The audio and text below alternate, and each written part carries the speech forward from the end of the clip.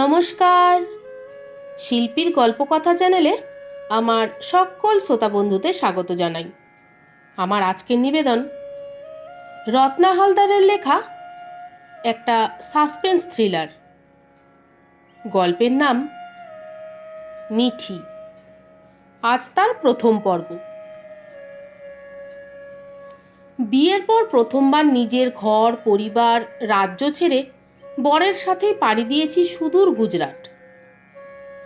2 কামরার ফ্ল্যাটে পেতেছি দুজনের ছোট্ট একটা সংসার। একে অপরের সান্নিধ্যে সময় ভালোই কাটত। শুধু ওর অফিসের সময়টুকু বড্ড একা হয়ে যেতাম আমি। ঘরের কাজ করে বা বই পড়েও যেন সময় কিছুতেই কাটতে চাইতো না। একদিন এমনি এক দুপুরবেলা ব্যালকনিতে দাঁড়িয়েছিলাম। পাশের রুমের ব্যালকনিটাও একদম পাশেই, প্রায় বলতে গেলে লাগোয়া, মাত্র 3 হাতের দূরত্ব হবে। সেখানে দেখি বছর চারেকের একটা ফুটফুটে মেয়ে হাতে পুতুল নিয়ে বসে আছে। তবে তার নজর নিচের পার্কের দিকে। এত মনোযোগ দিয়ে দেখছে যে আমার উপস্থিতি ও বুঝতেই পারেনি। বাচ্চাটাকে দেখে খুব ভালো লাগলো আমার। আমি আগাগোড়াই বাচ্চা খুব ভালোবাসি, তাই না থাকতে পেরে জিজ্ঞাসা করলাম। আর হ্যাঁ, ওখানে তো সবাই হিন্দিভাষী, তাই কথাগুলো আমাকে হিন্দিতেই বলতে হলো। ইতনি দের সে ক্যা দেখ রহি হো? মেয়েটা ছোট হলেও যথেষ্ট সংকোচহীন ও সাবলীল। এতটুকু ভয় না পেয়ে আমাকে উত্তর দিল, पार्क। आंटी, आप पार्क में जाती हो? मम्मा मुझे नहीं जाने देती, दादी डांटती है। ছোট বাচ্চাদের মুখে কথা শুনতে কার না ভালো লাগে বলুন? তাই জুড়ে দিলাম গল্প। বাবারে, এ মেয়ে তো একদম ফরফরি। তা কিছুক্ষণের মধ্যেই আমি বুঝে গেলাম। ওর ঘরে ওর বাবা, মা আর দাদি থাকে। ও শাইনি হিল স্কুলে পড়ে। এমন আরো কত কি প্রশ্ন করার আগেই ও সব বলে গেল আমাকে। এর মধ্যেই মিঠি মিঠি করে ডাকতে ডাকতে আমার বয়সী এক নারী বেরিয়ে এলো রুমের বাইরে বেলকনিতে। মহিলা যথেষ্ট সুন্দরী আর দেখতেও মিঠির মতোই। বুঝলাম এটি মিঠির মা। মা ও মেয়ে শুধু দেখতে একরকম তাই নয়, আচরণও একরকম। খুব মিশুকে, হাসি খুশি। ধীরে ধীরে দিন কাটতে লাগলো আমার অবসর সময়ের সাথী হয়ে উঠল ছোট্ট মিঠি আর ওর মা ছবি। জানতে পারলাম ওরা এলাহাবাদের লোক। আমাদের মতোই কর্মসূত্রে গুজরাটে আসা ওদের। গত 2 বছর ধরে ওরা আছে এখানে। মিঠির বাবা আশিস পাঠক, এক বেসরকারি ব্যাংকের ম্যানেজার। ভদ্রলোকটিকে না দেখলেও মিঠির কথা শুনে যা বুঝেছি, উনি কাজ পাগল, বদরাগী এক মানুষ। আর ঘরে ওনার কথাই শেষ কথা। বছর 55 তনুজা পাঠক, মিঠির ঠাকুমা। অত্যন্ত চালাক, মেপে কথা বলা মহিলা। সারা দিন ঘরে ছোট্ট সিংহাসনে রাম, সীতা আর বালগোপালের পুজো করেই চলেছেন। কিন্তু নজর আর কান দুটো মিঠি আর বৌমা ছবির ওপরে তার। প্রায় 3 মাস হলো এখানে আছি। ছবিকে কখনো ওদের ফ্ল্যাটের বাইরে যেতে দেখিনি আমি। মিঠিকে সকালে ওর বাবা স্কুলে দিয়ে আসে, আর 11টা নাগাদ সরজু ওকে নিয়ে আসে। সরজু ওদের আর আমাদের ঘরের টুকিটাকি কাজ করে দেয়। মাতাল স্বামীর অত্যাচারে অতিষ্ঠ সরজু পেট চালাতে আমাদের আবাসনের অনেকের ঘরেই কাজ করে। ওর কাছেই শুনেছি আশিসবাবু বউ আর মেয়ের প্রতি এতটুকুও যত্নশীল নন। সরজুর সামনেই ছবিকে বকাবকি করেন, এমনকি গালাগালিও করেছেন কয়েকবার নাকি। না উনি কোথাও নিজে কখনো ওদের নিয়ে যান, আর না ওদের কোথাও যেতে দেন। মিঠিও স্কুলে যাওয়া আসা ছাড়া আর ঘরের বাইরে বেরোতে পারে না। মিঠি কিন্তু তার আন্টি মানে আমার ঘরে আসার জন্য খুব আগ্রহী। তবে দাদির ভয়ে সে কথা বলাই হয় না। ছবিও সমবয়সী বন্ধুর সঙ্গে মন খুলে কথা বলতে চায়, কিন্তু বেচারি 10 মিনিট দাঁড়িয়ে কথা বললেই ভেতর থেকে শাশুড়ির অধৈর্য ডাকাডাকি শুরু হয়ে যায়।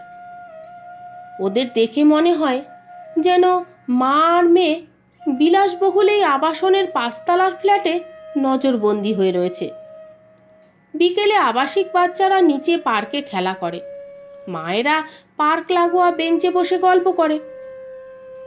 নিচে যখন ওই আনন্দ হট্টগোল, তখন ছোট্ট মিঠি ব্যালকনির রেলিং ধরে দাঁড়িয়ে নির্বাক হয়ে শুধু দেখে।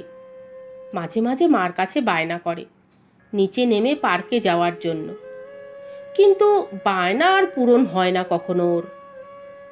একদিন আর না থাকতে পেরে আমি নিজেই মিঠিদের ঘরে গেলাম। 2টো বেডরুম, কিচেন, ড্রয়িং রুম সব যত্ন করে সাজানো। মিঠি আমাকে পেয়ে খুব খুশি, ছবিও খুব খুশি, তবে মুখে একটা বিমর্ষ ভাব ওদের। এটা সেটা কথা হতে হতেই তনুজা দেবীও ড্রয়িং রুমে এসে উপস্থিত হলেন। ওনাকে এগিয়ে গিয়ে প্রণাম করলাম, কিন্তু ওনার মুখ দেখে মনে হলো আমার আগমন ওনার ঠিক পছন্দ হয়নি। অবশ্য ওনার পছন্দ না পছন্দে আমার কোনো আগ্রহ নেই। তাই ওনার সামনেই ছবিকে বললাম, আমি কিছুক্ষণের জন্য মিঠিকে আমার রুমে নিয়ে যেতে চাই। আশ্চর্য যে ছবি কিছু বলার আগেই তনুজা দেবী হঠাৎ বলে উঠলেন, घर लेने की क्या जरूरत है, ये बहुत बदमाश है, यहीं बैठकर बात करो ना बेटी। আমি বললাম, मीठी तो बिल्कुल बदमाश नहीं है और घर तो मेरा पास ही है, आप चिंता मत करो, मीठी को मैं खुद आकर दे जाऊंगी। ব্যাস, এরপর আর বেশি না করতে পারেননি উনি। মিঠিকে নিয়ে বেরোনোর সময় ছবিকে বললাম, তুম ভি চলো না। আমার কথা পুরো হবার আগেই তনুজা দেবীর কড়া গলার নিষেধাজ্ঞা শুনলাম। घर का काम कौन करेगा बहू, जल्दी खत्म कर और मुझे चाय पिला। আমি আর কিছু না বলে মিঠিকে নিয়ে নিজের রুমে চলে এলাম। আমার রুমে ঢুকে মিঠি খুব খুশি, চারিদিকে দৌড়ে ঘুরে ঘুরে দেখছে। আমার গল্পের বইগুলো নেড়ে চেড়ে দেখছে। শোকেসে সাজানো চীনামাটির পুতুলগুলো নিয়ে খুব আগ্রহীও। আর বেডরুমে রাখা বড় 2টো টেডি বিয়ার দেখে তো নাচতে শুরু করে দিয়েছে একেবারে। আমি ওর অবস্থা থেকে হেসেই খুন। ওই 4 বছরের মেয়ের যে কত কথা, না শুনলে কেউ বিশ্বাসই করবে না। ঘরে বানানো চিড়ের মোয়া খেতে দিলে মিঠি খুব খুশি হলো। খেতে খেতে আমাকে বলল, আন্টি বহুত আচ্ছা হ্যাঁ ইয়ে। খাওয়ার পর আবার কথা শুরু করে দিল। তবে এবার যা বলল তা শোনার কথা আমি কখনো ভাবিনি। মোয়া খাওয়া হলে মিঠি বলে উঠল, मामा को भी मीठा खाना पसंद है, मगर दादी खाने नहीं देती। दादी तो मम्मा को खाना खाने ही नहीं देती कुछ भी, मम्मा छिपा कर खाती है।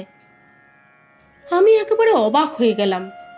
ওকে জিজ্ঞাসা করলাম, পাপা কুছ নেহি कहते? তাতে ও যা বলল, তার মানে ওর বাবাই ওর দাদিকে বলেছে ছবিকে যেন কিচ্ছু খেতে না দেয়। আমি কি বলবো বুঝতে পারছিলাম না। তখনই মিঠি আবার বলে উঠল, पता है आंटी, पापा मम्मा को रोज मारता है, मुझे भी मारता है, पापा बहुत बुरे हैं। আমি বলে উঠলাম, बेटा ऐसे नहीं बोलते, पापा बुरे नहीं होते हैं। মিঠি কি বুঝলো জানি না, তবে আমার কিন্তু ওর কথাগুলো শুনে ছবির জন্য খুব খারাপ লাগলো।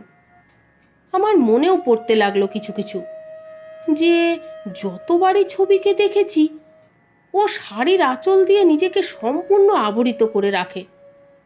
কয়েকদিন আগেই ওর চোখের পাশের কালশিটে দাগটার কথা আমার মনে পড়ে গেল।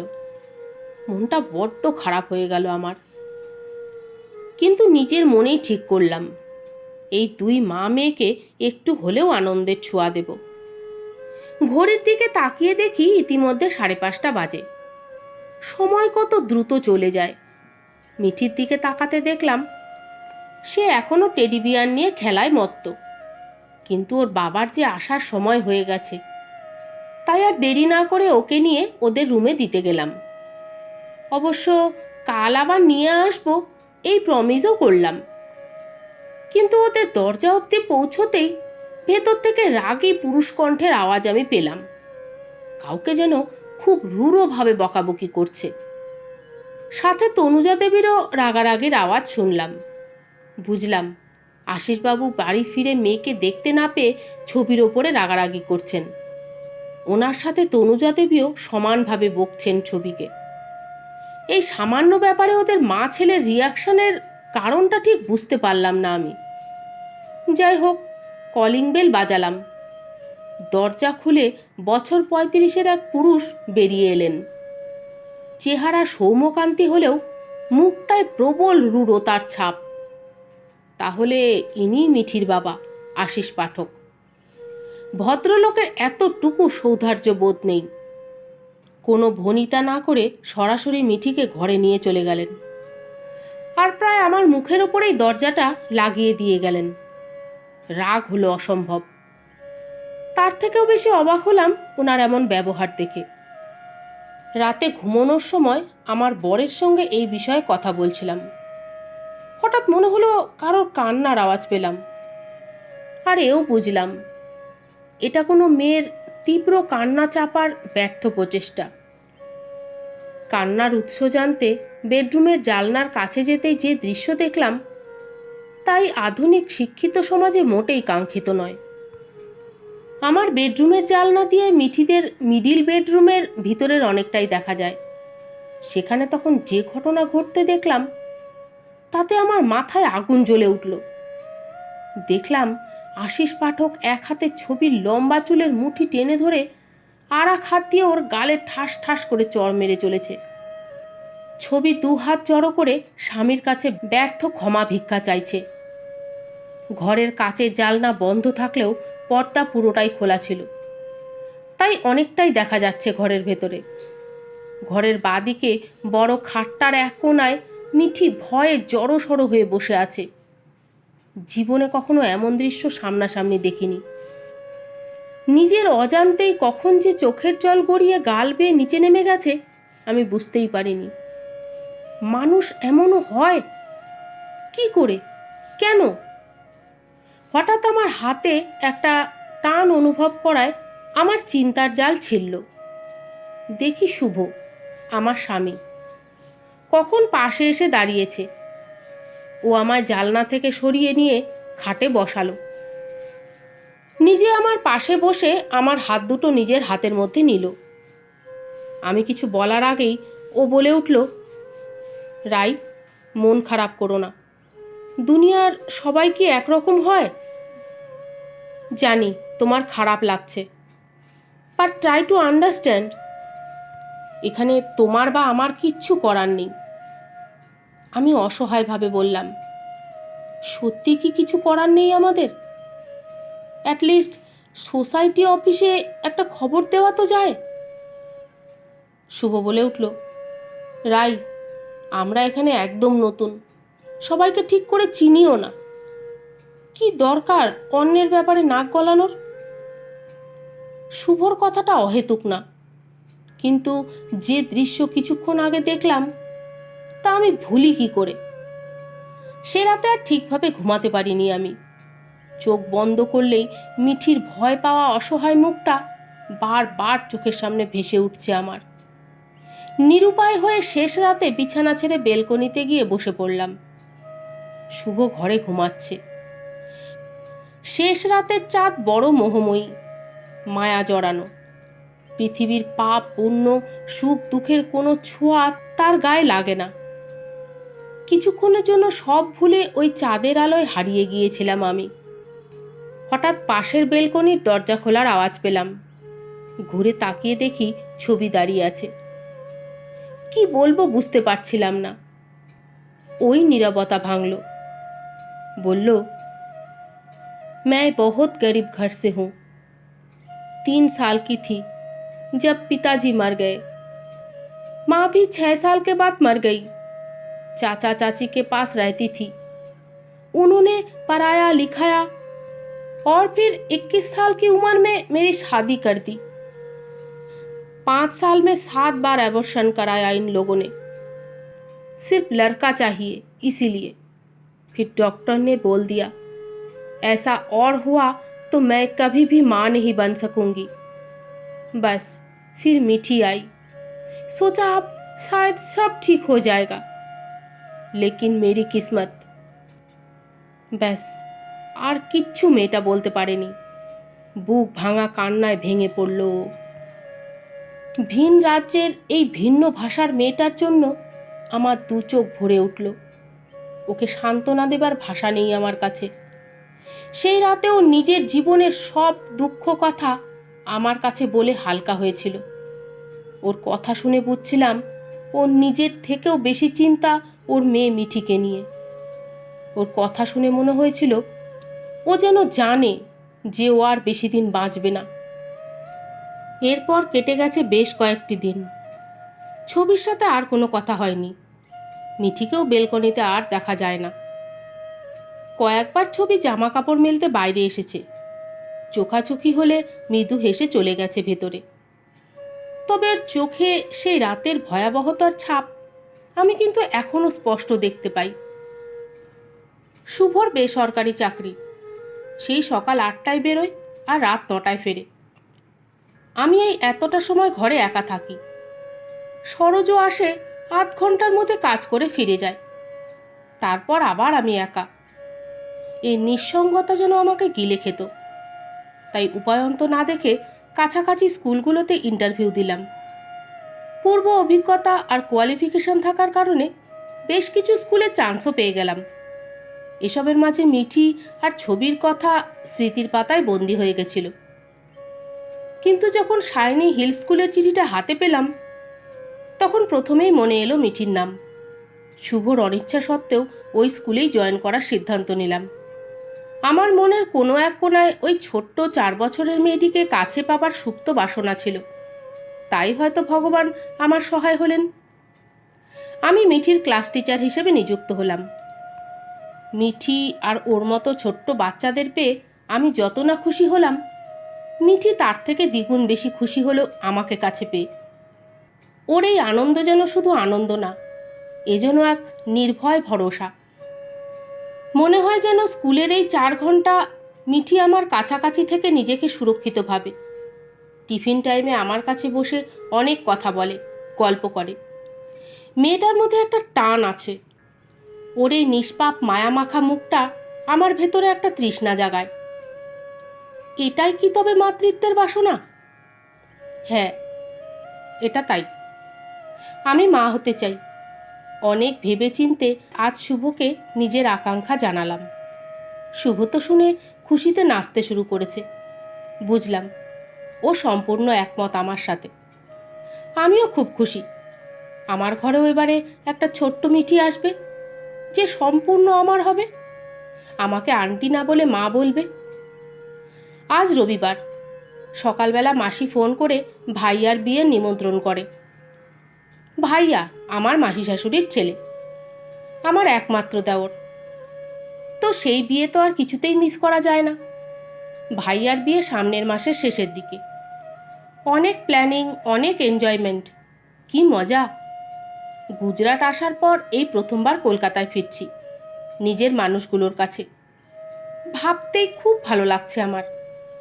কিন্তু সবার জন্য কিছু না কিছু গিফট তো নিতে হবে। তাই দুজনে মিলে বিকেলের দিকে বেরিয়ে পড়লাম শপিং করতে। প্রচুর কেনাকাটা করে ডিনার সেরে দুজনে যখন বাড়ি ফিরলাম, তখন প্রায় রাত 11:30 হবে। নিজেদের বিল্ডিংয়ের সামনে আসতেই চোখে পড়ল একটা ছোট্টখাট্ট জটলা। কি ব্যাপার? কার কি হলো? ভিড় ঠেলে ভেতরে ঢুকতে গিয়ে সামনের ফ্ল্যাটের মাধব মাথুর আর ওনার স্ত্রী সাবিত্রী দেবীর সাথে দেখা হলো। ওনারা রীতিমতো আপসেট। মিসেস মাথুর এবার যা বললেন শুনে আমার চোখের সামনে যেন অন্ধকার নেমে এলো। মিসেস মাথুর যা জানালেন তার সারমর্ম হলো, রাত 7টা থেকে 7:30 নাগাদ মিঠির মা ছবি বাথরুমে পা পিছলে পড়ে মাথা আর কোমরে মারাত্মক চোট পায়। সব থেকে খারাপ বিষয় হলো মেয়েটা 2 মাসের অন্তঃসত্ত্বা ছিল। তাই পড়ে যাওয়ার সাথে সাথেই শুরু হয় ব্লিডিং। হাসপাতালে নেওয়া হয়েছিল, কিন্তু রক্তপাত এত বেশি পরিমাণে হয়েছে যে সে প্রাণে আর বাঁচেনি। নিজের কানকে বিশ্বাস হচ্ছিল না আমার যে ছবি আর নেই। কথাটা ভাবতেই আমার মাথাটা যেন ঘুরে গেল।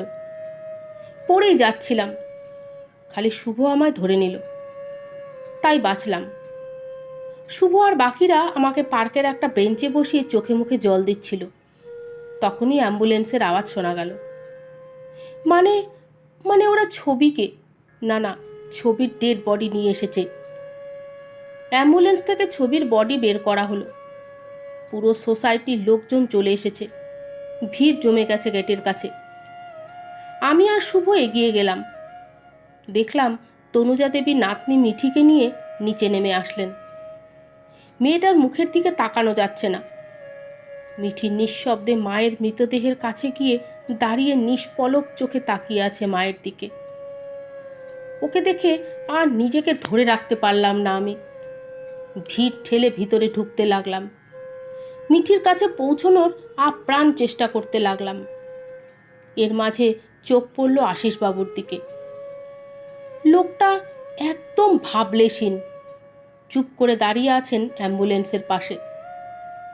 দেখে মনে হচ্ছে না স্ত্রীর মৃত্যুর কোনো শোক আছে ওনার মধ্যে। আমি মিঠির কাছে যেতেই দৌড়ে আমার কাছে এসে আমাকে জড়িয়ে ধরল।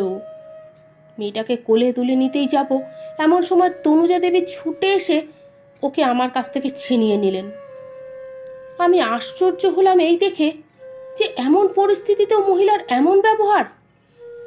আমার পাশে দাঁড়ানো মিসেস মাথুর আর মিসেস সিং আরও অনেকে ওনার আচরণ দেখে অবাক হলেন। মিসেস সিং তো বলেই ফেললেন, ये औरत बहुत अजीब है, ना खुद किसी से बात करती है, ना छवि को किसी से बात करने देती थी, अरे मीठी को नीचे आने ही नहीं देती है, पता नहीं इनको क्या प्रॉब्लम है। দেখলাম আশিসবাবু স্ত্রীর দেহ সৎকার করবেন বলে শ্মশানে যাওয়ার জন্য তোড়জোড় করছেন, অথচ ছবির চাচা চাচি ও বাপের বাড়ির কেউ এখনো এসে পৌঁছায়নি। তবে উনি এত তাড়াহুড়ো করছেন কেন? আচ্ছা, ছবির মৃত্যুর খবর কি ওর চাচা আদেও পেয়েছেন? এসব ভাবতে ভাবতেই নজর গেল ছবির মৃতদেহের দিকে। দেখলাম বাঁ দিকের চোখটা ফুলে উঠেছে, নাকের ডগায় জমাট বাঁধা রক্তের দাগ, ডান গালে বড় একটা কালশিটে। বাথরুমে পা পিছলে পড়লে কি মুখে এমন আঘাত লাগে? আমার যেন কেমন সন্দেহ হলো, কিন্তু কাকে বলবো এইসব কথা? শুভকে এই কথা বললেই ও আবার বলবে এসবের মাঝে জড়াতে না। এইসব 7-5 ভাবতে ভাবতে ওরা ছবির দেহ সাজিয়ে নিয়ে ওই অ্যাম্বুলেন্সে তুলল। তনুজা দেবী বৌমার জন্য বুক চাপড়ে চাপড়ে কান্নাকাটি করছিলেন। আবাসনের অনেকেই ওনাকে সামলাবার চেষ্টা করলেও আমার কিন্তু ওনাকে দেখে বিন্দু মাত্র সহানুভূতি হলো না। কেন যেন বারবার মনে হচ্ছিল এসব সাজানো, কুমিরের কান্না, আর ছবির মৃত্যুটাও স্বাভাবিক মৃত্যু না। হঠাৎ মনে এলো মিঠি তো সবসময় ঘরে থাকে, আর আশিসবাবু ছবির সাথে যা যা করেছে মিঠি হয়তো সব দেখেছে, তবে তো ওকে জিজ্ঞাসা করলেই হয়। এদিকে ওদিকে ভিড়ের মধ্যে আমি ওর খোঁজ করতে শুরু করি। অনেক খুঁজেও মিঠিকে পেলাম না। ওরা ততক্ষণে ছবির মৃতদেহ নিয়ে বেরিয়ে পড়েছে। হতাশ হয়ে নিজের রুমে যাওয়ার জন্য লিফটে উঠে 5th ফ্লোরে নেমে আমাদের রুমে চলে যাই। সে রাতে আমি আর ঘুমোতে পারিনি। শুভ অঘরে ঘুমাচ্ছে, আর আমার মনে বারবারই ছবির মৃতদেহের আঘাতের চিহ্নগুলোর কথা ভেসে উঠছে। মাত্র মাস 6 পরিচয়ে এই মা মেয়ের প্রতি একটা টান তৈরি হয়েছিল আমার, তাই হয়তো এত বেশি ভেবে চলেছি। কিন্তু ছবির মৃত্যু যে রহস্যজনক তা আমি বুঝেছি, আর এই রহস্য আমি ভেদ করবই। পরদিন সকালে আবার রোজের মতোই জীবনযাপন শুরু। সকালে স্কুলে যাওয়ার সময় বা দুপুরে ফেরার সময় দেখলাম মিঠিদের দরজা বন্ধ। মিঠির সাথে দেখা করার ইচ্ছে করছিল, তাই ওদের দরজায় গিয়ে বেল বাজালাম। আশিসবাবু দরজা খুললেন। বিনা ভনিতায় জিজ্ঞাসা করলাম, মিঠি কাহা হ্যায়? ওনার সোজা উত্তর, সো রহি হ্যায়। আর কিছু না বলে নিজের রুমে ঢুকে গেলাম। ফ্রেশ হয়ে নিয়ে সবে খাওয়ার বেড়ে ডাইনিং টেবিলে বসতে যাচ্ছি, চোখ গেল মিঠিদের ব্যালকনির খোলা দরজার দিকে। দেখি তনুজা দেবী মিঠিকে খুব বকছেন। মিঠিও কোনো কিছু নিয়ে জেদ করেই যাচ্ছে। হঠাৎ আশিসবাবু মেয়েকে কষিয়ে একটা চড় লাগালেন। এমন অমানবিক দৃশ্য সহ্য করা যায় না, কিন্তু আমার হাতে তো কিচ্ছু নেই। নিজের সন্তানকে শাসন করার অধিকার সব বাবার থাকে, সেখানে কারোর বাধা দেওয়াটা অন্যায়। তাই মন খারাপ হলেও উঠে গিয়ে জানলার পর্দাটা টেনে দিলাম। বিকেলের দিকে ঘরের প্রয়োজনীয় কিছু সামগ্রী আনতে বাইরে বেরিয়েছিলাম। ফেরার সময় ঘরে ঢুকতে যাব, হঠাৎ মিঠি কোনোভাবে ওদের রুমের দরজা খুলে বাইরে বেরিয়ে এসে আমাকে জড়িয়ে ধরে। আমি হাতের দুটো ব্যাগ নিচে নামিয়ে রেখে ওকে কোলে তুলে নিই। ওর ছোট্ট মুখটার দিকে তাকিয়ে দেখি বাচ্চাটা অঝরে কাঁদছে। দুহাতে আমার গলা জড়িয়ে ধরে কাঁদতে কাঁদতে বলে, আন্টি পাপা মুঝে বহুত মারতে হ্যায়, ইয়ে দেখো। বলে নিজের ঘাড়ের ওপরের বড় কালশিটে দাগটা আমাকে দেখালো। আমি প্রায় ভয়ে শিউরে উঠলাম। একজন বাবা কি করে নিজের এইটুকু মেয়েকে এমনভাবে মারতে পারে? মিঠিকে নিয়ে নিজের রুমে ঢুকে গেলাম। ওকে আর ওদের ঘরে দিতে মন চাইছিল না আমার। ঘরে এসেই ওকে ঠান্ডা করতে একটু ম্যাঙ্গো জুস আর একটা চকলেট ওর হাতে দিলাম, কিন্তু এগুলো পেয়েও ও যেন শান্ত হলো না। ওর মধ্যে একটা অজানা আতঙ্ক তৈরি হয়েছে, ঠিক যেমন ওর মা ছবির চোখে একটা অদ্ভুত আতঙ্ক থাকতো সবসময়। একটা ছোট্ট 4-5 বছরের বাচ্চার সাথে এমন কি হয়েছে যে ও অতটা ভয় পেয়েছে? আমি এসবই ভাবছিলাম, তার মধ্যেই ডোরবেলটা বেজে উঠল। দরজাটা খুলে দেখি তনুজা দেবী দাঁড়িয়ে আছেন। কিছু বলার আগেই অস্থিরভাবে মিঠিকে ডাকাডাকি শুরু করলেন। মিঠি অত্যন্ত ভয়ে ভয়ে আধ খাওয়া চকলেট হাতে বেরিয়ে এলো। মিঠিকে এক ঝটকায় কাছে টেনে নিয়ে তনুজা দেবী আমায় বললেন, মিठी को ऐसे अपने घर में मत लाइए, उसके पापा को ये सब पसंद नहीं है। এই কথা বলে চলেই যাচ্ছিলেন। হঠাৎ কি মনে হতে দাঁড়িয়ে পড়লেন আর আমার দিকে ফিরে বললেন, बच्चों से अगर इतना ही प्यार है तो अपना बच्चा ले लो, दूसरों के बच्चों के पीछे क्यों लगे हो। কথাটা ছোট হলেও মনে খুব বড় আঘাত দিল আমার। সত্যি তো, বিয়ের 3 বছর পরেও আমি সন্তানহীন। আমার নারী হৃদয়ের সুপ্ত মাতৃত্ব বাসনা মিঠিকে তাই বারবার কাছে পেতে চায়, কিন্তু তা তো অনুচিত। যতই হোক, ও তো অন্যের সন্তান। রাত প্রায় 9টা। শুভ বাড়ি ফিরেছে, হাত পা ধুয়ে খেতে বসেছে। আমিও ওর ঠিক পাশেই বসেছি খেতে, কিন্তু খাওয়ার মন নেই আমার। অনেকক্ষণ ধরে আমাকে আনমনা হয়ে খাওয়ার নাড়তে দেখে শুভ আমার বাঁ হাতটা আলতো করে চেপে জিজ্ঞাসা করল, কি হয়েছে তোমার? এত কি চিন্তা করছো? আসবার পর থেকেই দেখছি তুমি কি যেন ভেবে চলেছ। নিজেকে আর স্থির রাখতে পারলাম না।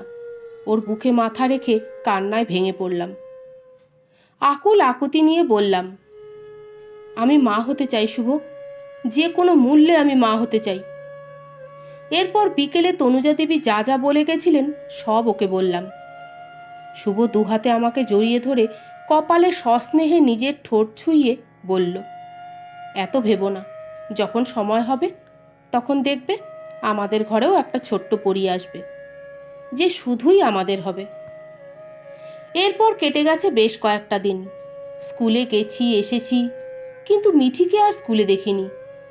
আমিও আর ওদের ঘরে যাইনি খবর নিতে। তনুজা দেবীর সেদিনের ওই কথাগুলো আমার মনে গভীর দাগ কেটেছিল। দেখতে দেখতে আমাদের কলকাতা যাওয়ার দিন চলে এলো। ভাইয়ার বিয়েতে যাচ্ছি, কিন্তু আগের মতো উত্তেজনা আমার আর নেই। শুভ সব প্যাকিং করেছে। আমার যেন কোনো কাজেই রুচি নেই, যেতে হবে তাই যাচ্ছি।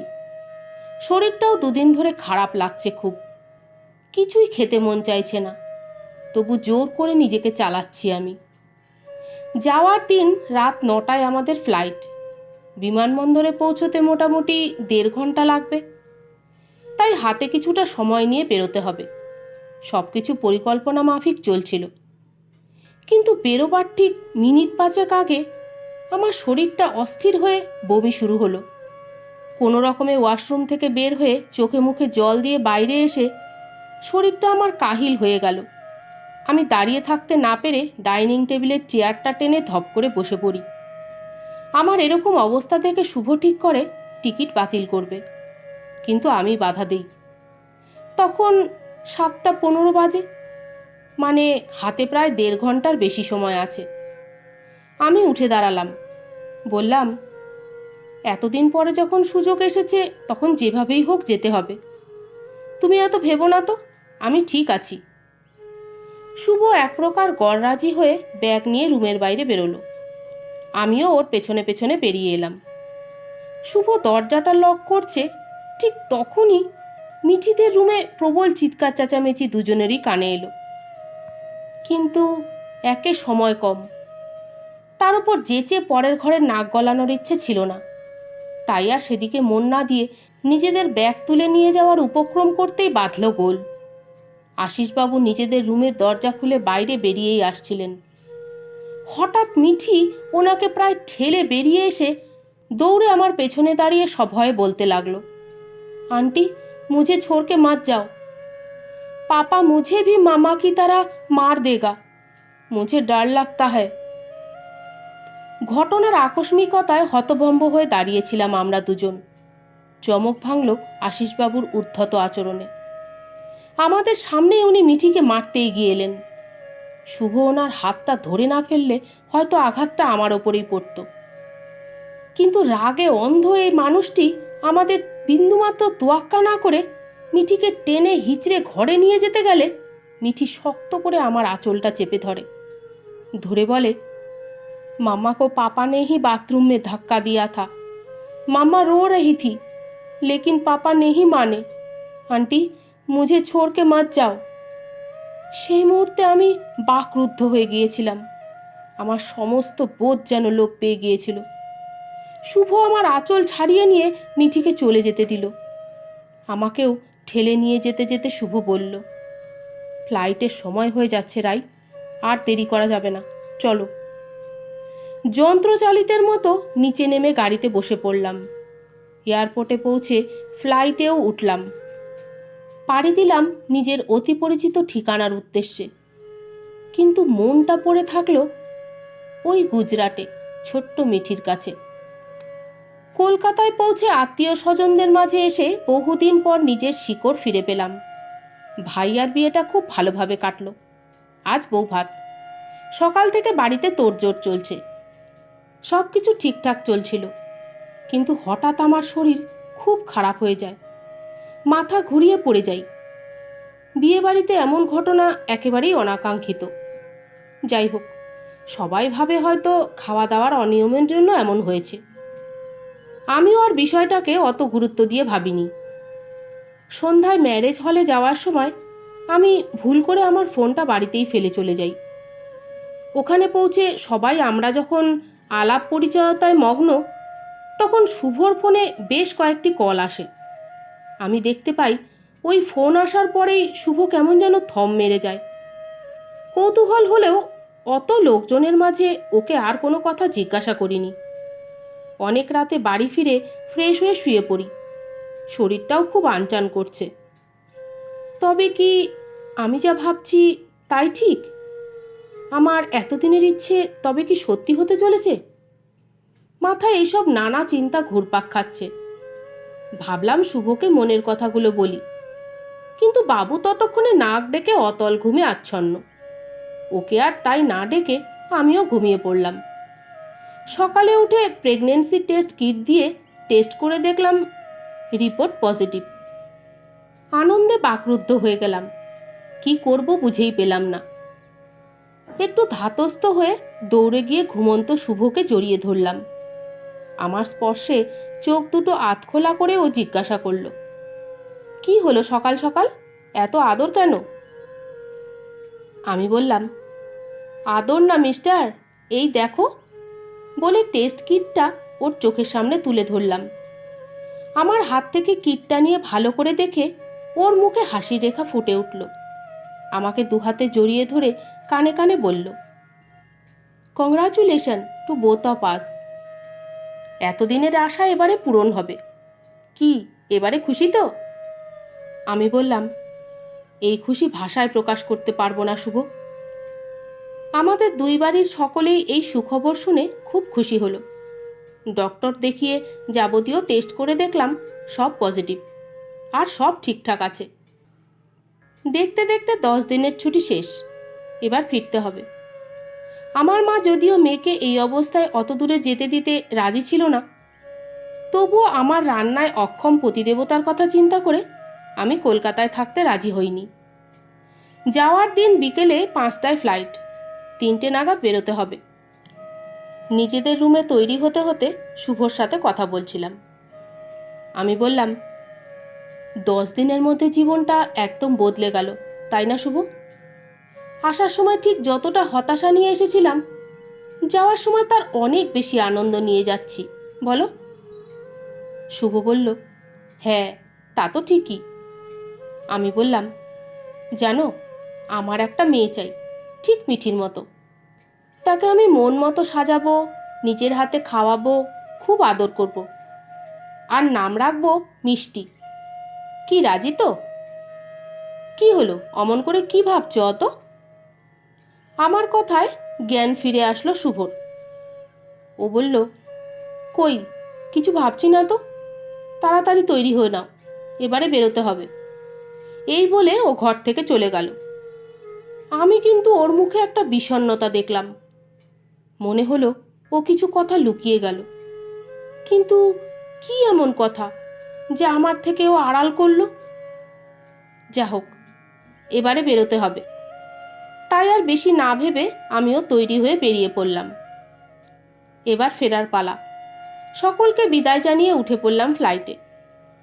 কলকাতা থেকে নিজের অতি প্রিয় মানুষগুলোর থেকে দূরে চলে এলেও মন খারাপ হচ্ছিল না, কারণ বহুদিনের সুপ্ত বাসনা পূর্ণতা পেতে চলেছে। নিজের মনেই নিজের আগত ছোট্ট অতিথিকে নিয়ে নানান পরিকল্পনা চলছে আমাদের।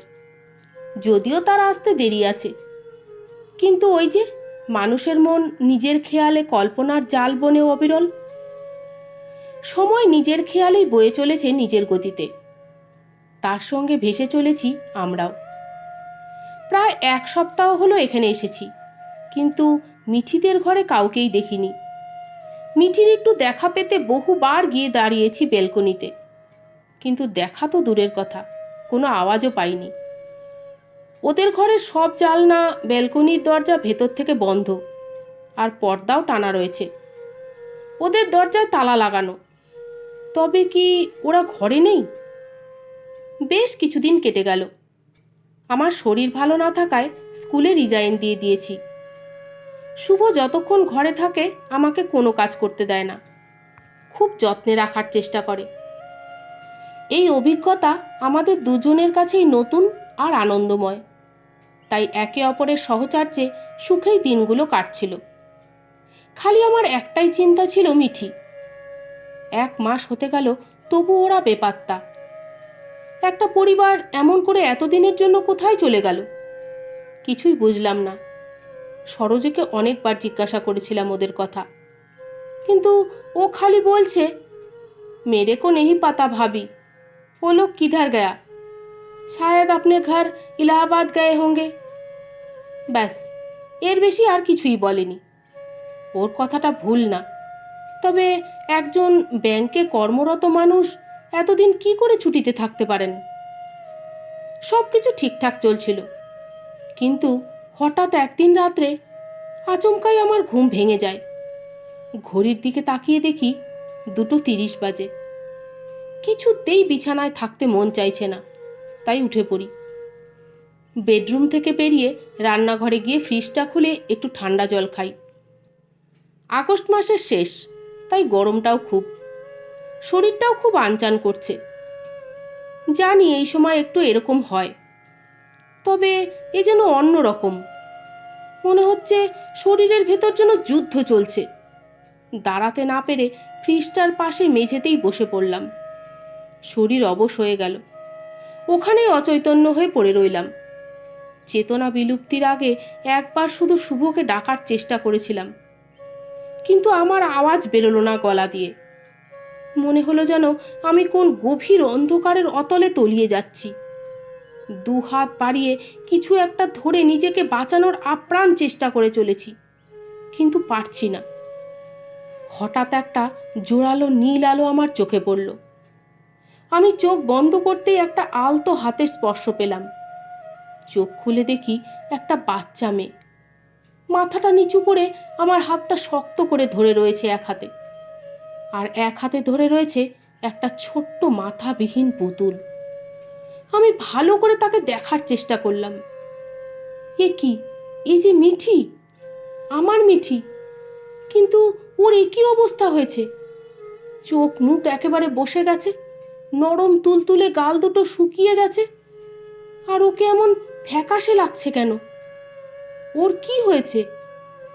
ওকে নিজের কোলে জড়িয়ে ধরলাম, জিজ্ঞাসা করলাম, क्या हुआ मीठी? तुम अब तक कहाँ थी? पता है मैं तुम्हें कितना मिस किया? মিঠি ধীরে ধীরে আমার দিকে তাকালো। দেখলাম ওর দু চোখে জল। বলল, आंटी मैं तो यही थी आपके पास, आप क्यों छोड़ के चली गई थी मुझे?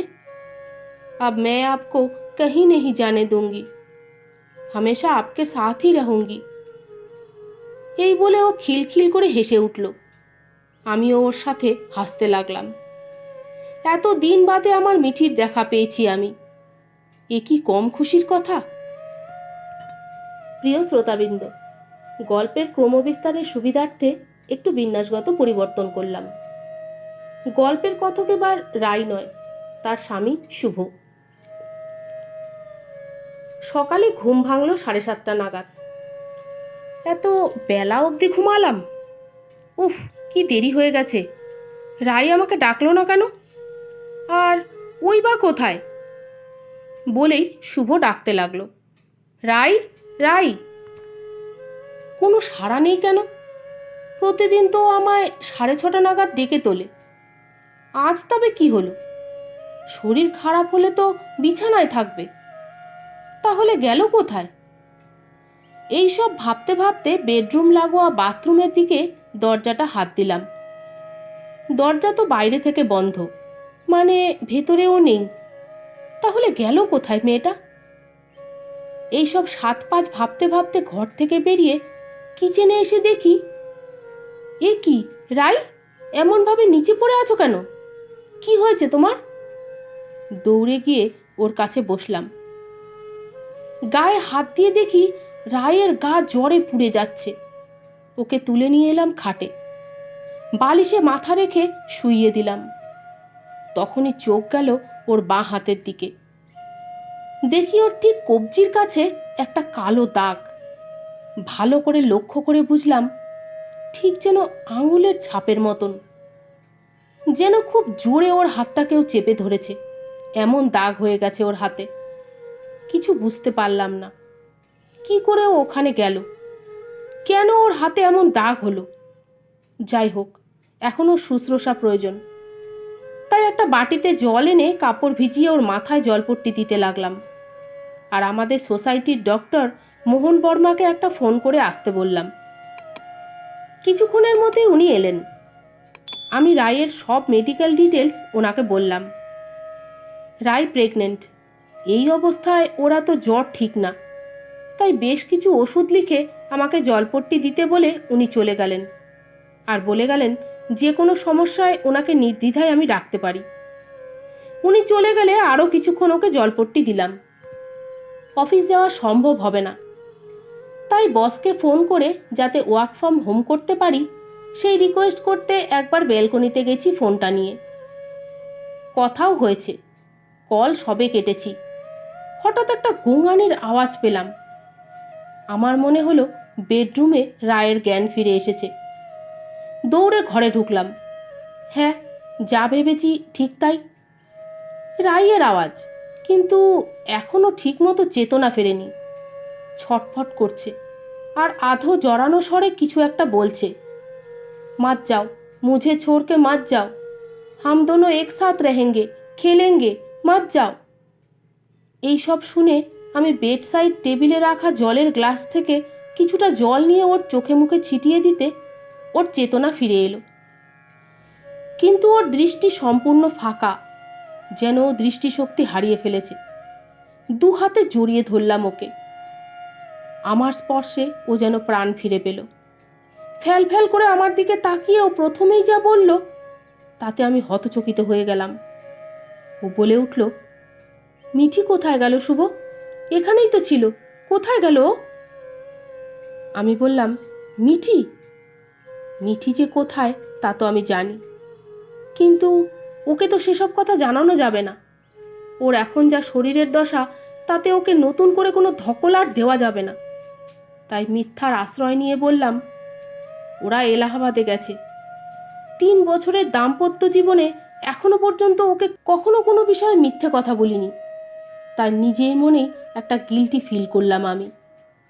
কিন্তু এটা আমি জানি, ওর ভালোর জন্য যদি আমাকে 1000 মিথ্যে কথা বলতে হয়, আমি তাই বলবো। আমি জানি মিঠির জন্য ওর মনে মাতৃত্বের অনুভূতি তৈরি হয়েছিল। ও মিঠিকে ভালোবাসে, কিন্তু মিঠির যে কী হয়েছে তা আমি ওকে কোনোভাবেই বলতে পারবো না, কোনোভাবেই না। তাই তো সরজুকেও ওই কথা বলতে বারণ করে দিয়েছি। বলেছি যে রায় জিজ্ঞাসা করলে বলতে যে মিঠিরা সপরিবারে এলাহাবাদে গেছে। আজ রায়কে আর রান্না করতে দেইনি। দুপুরে কোনোভাবে ডাল ভাত করে নিয়েছিলাম আমি নিজেই। ও প্রায় কিছুই খেতে পারেনি। ওষুধ খাওয়ায় জ্বরটা কমে গেছে, তবে ওর শরীর দুর্বল হয়ে গেছে। এখন মনে হচ্ছে ওকে কলকাতায় রেখে আসলেই ভালো হতো। কিন্তু ওকে ওখানে রেখে আমি এখানে কি করে থাকতে পারতাম? না, একেবারেই না। আমার এই জেদি পাগলি বউটাকে ছেড়ে একদিনও আমি কোথাও থাকতে পারতাম না। ওর পাশে বিছানায় শুয়ে শুয়ে এইসব ভাবছিলাম। হঠাৎ পাশে আওয়াজ হতে তাকিয়ে দেখি রায় বিছানা থেকে নেমে বাথরুমে যাচ্ছে।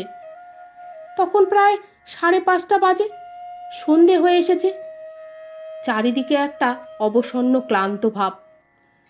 অফিসে এই সময়টা কম্পিউটার থেকে মাথা সরানোর উপায় থাকে না যে শান্ত প্রকৃতির শোভা দেখব। এক বিন্দু সময় নষ্ট করার সুযোগ নেই। তবে এবার নিজের জন্য না হলেও রায়ের জন্য আমাকে দিনের কিছুটা সময় কাজের মধ্যে থেকে বার করে নিতে হবে। এবার থেকে চেষ্টা করব অফিস থেকে একটু আগে ফেরার। এইসব নানা কথা মাথায় ভিড় করছে। হঠাৎ কিছু একটা আওয়াজে আমার চিন্তার জাল ছিন্ন হলো। আওয়াজটা বাথরুম থেকে এলো।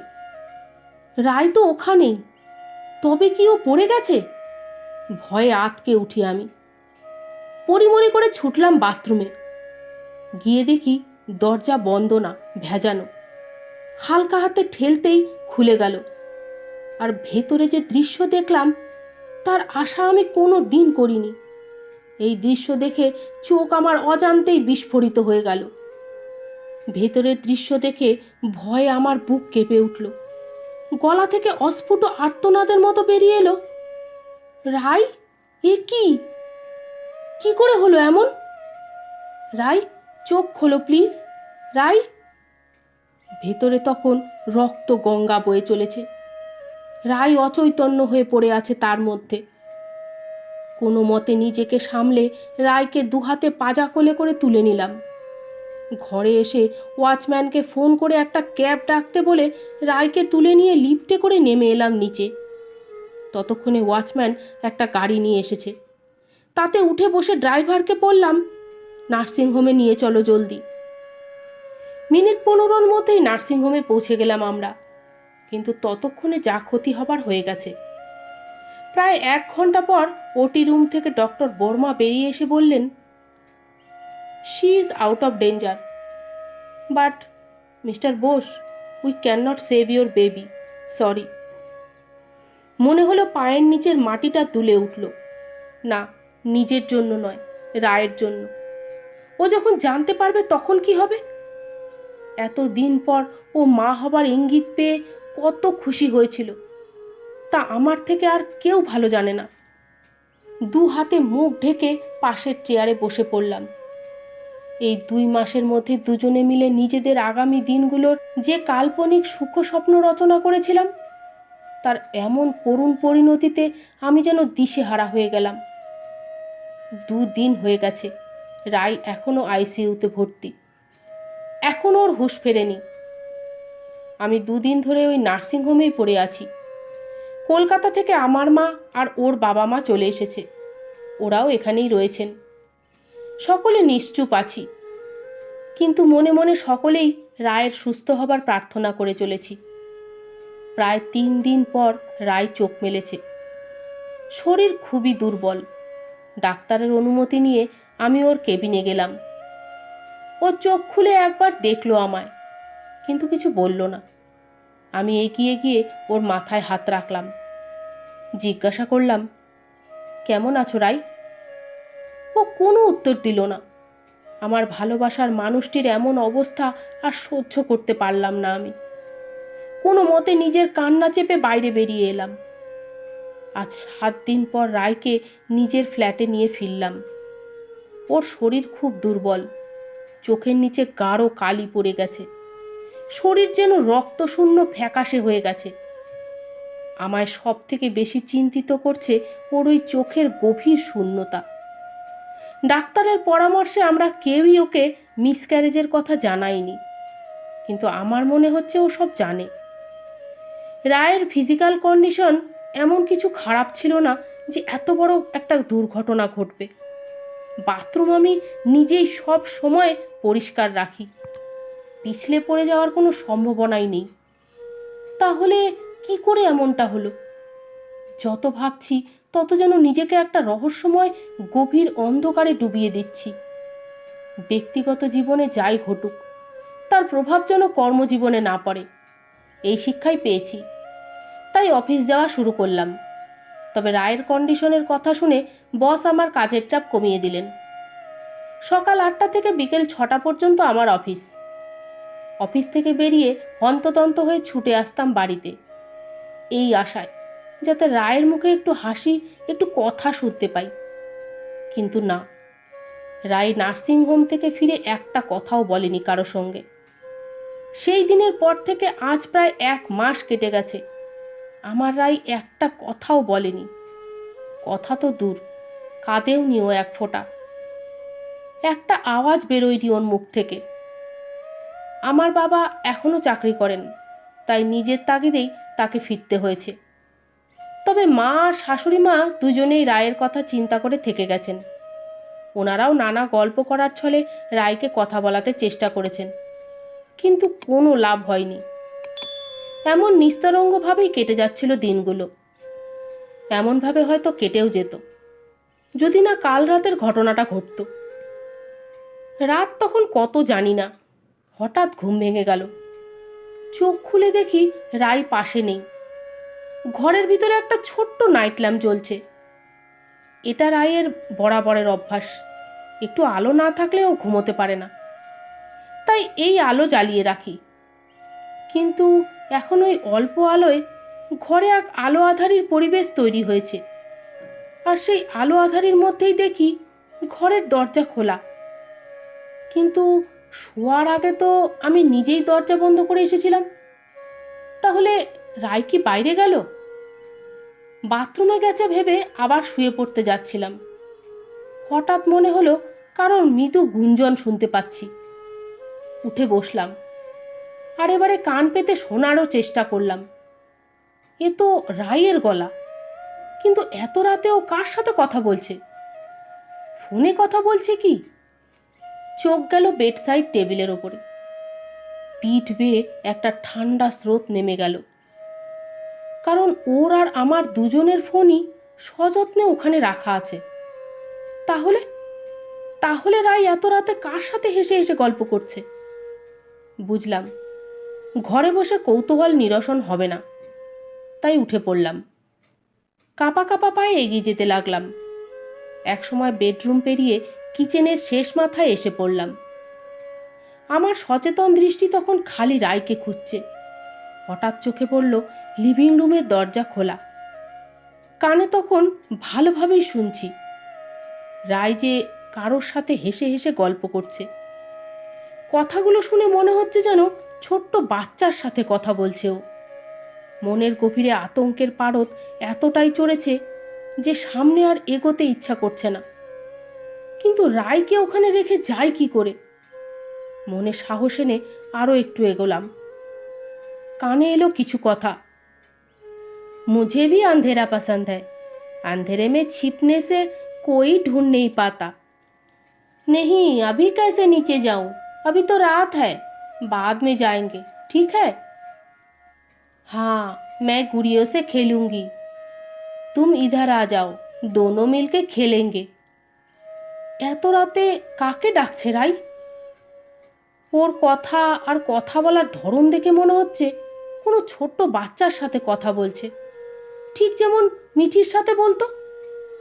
কিন্তু মিঠি এখানে আসবে কিভাবে? সে যে আর নেই। কিন্তু রাই তো জানে না, আমি ওকে জানতে দেইনি। কিন্তু ও কথা বলছে কার সাথে? আরও এগিয়ে গেলাম খানিকটা, একদম ব্যালকনির দরজার কাছে। দেখি রাই একদম ব্যালকনির যে দিকটায় মিঠিদের ঘর, ঠিক সেই দিকটার কোণায় রেলিংয়ের ওপর ঝুঁকে পড়ে ওই ব্যালকনিতে থাকা অদৃশ্য কোনো সত্তার সাথে কথা বলছে। আতঙ্কের বিভীষিকায় গায়ে কাটা দিয়ে উঠল আমার, বাকরুদ্ধ অবস্থা আমার। কিন্তু এরপর যেটা হলো তা আরও ভয়াবহ। রাই বলে উঠল, मैं भी आती हूँ तुम्हारे साथ।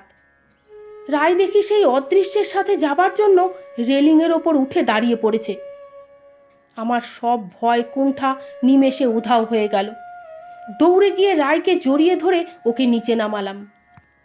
রায় চেতনা হারিয়ে মূর্ছা গেছে। ঘটনার আকস্মিকতায় এতটাই ঘাবড়ে গিয়েছিলাম যে রায়ের মাথাটা নিজের কোলে নিয়েই ওখানেই বসে পড়লাম ধপ করে। নিজেই নিজেকে বারবার প্রশ্ন করতে লাগলাম, কি হচ্ছিল এখানে? যে রায় মিসক্যারেজ আর অ্যাবর্শনের প্রায় মাসখানেক হতে চলল, ঘরে একটা কথা বলেনি, সে আজ এই অন্ধকারে দাঁড়িয়ে কার সাথে এমনভাবে গল্প করছিল? আমার শিক্ষিত মন আমাকে যে কথাটা মানতে বাধা দিচ্ছিল, সেটা যদি বিন্দুমাত্র সত্য হয়, না না না না, এ হতে পারে না, এমন কখনো হয় না। এ আমার ভীত মনের ভ্রম। রায় অসুস্থ, একটা ট্রমার মধ্যে আছেও, তাই হয়তো এমন করছে। কিন্তু রাতের এরকম সময় ঠিক এখানে এসেই কেন এমন করলো? উফ, আবার কি সব ভাবছি আমি। কাল একবার ওকে ডাক্তারের কাছে নিয়ে যেতে হবে। রায়কে এনে ঘরে শুইয়ে দিয়ে ওর পাশে বসে আছি, কিন্তু সারা রাত আমি ঘুমোতে পারিনি। সকাল হতেই ডাক্তার বর্মাকে কল করে ডেকে নিই। উনি এসে রায়কে নর্মালি চেক আপ করেন এবং আগের ওষুধগুলো আবার দিয়ে দেন। রায় কিন্তু সকাল থেকে সেই আগের মতো একদম চুপচাপ, ওর দৃষ্টি ভাষাহীন শূন্য। ডক্টর বর্মার যাওয়ার সময় ওনাকে আড়ালে নিয়ে গত রাতের সব ঘটনা খুলে বললাম। কিছুক্ষণ চুপ করে থেকে উনি বললেন, মিস্টার বোস, আমার মনে হচ্ছে উনি একটা ট্রমার মধ্যে আছেন। মিসক্যারেজের জন্য এটা হতে পারে। আমি সাজেস্ট করি কি আপনি ওনাকে একটা সাইকিয়াট্রিস্ট দেখান। ওনার কথা শুনে আমারও সেই মুহূর্তে ওটাই মনে হলো, সাইকিয়াট্রিস্টের কাছে যাওয়াই ভালো হবে।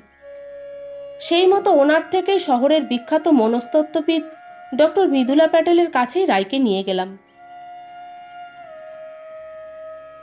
এই গল্পটা যদি আপনাদের ভালো লেগে থাকে তাহলে প্লিজ লাইক করবেন, শেয়ার করবেন। আপনারা কী ধরনের গল্প শুনতে চান তা কমেন্ট বক্সে অবশ্যই জানাবেন। আমার আরও নতুন নতুন গল্পের আপডেট পেতে আমার চ্যানেলটা সাবস্ক্রাইব করে বেল আইকনটা প্লিজ দাবিয়ে দেবেন। সকলে সুস্থ থাকবেন, ভালো থাকবেন। দেখা হবে আগামী পর্বে। ধন্যবাদ।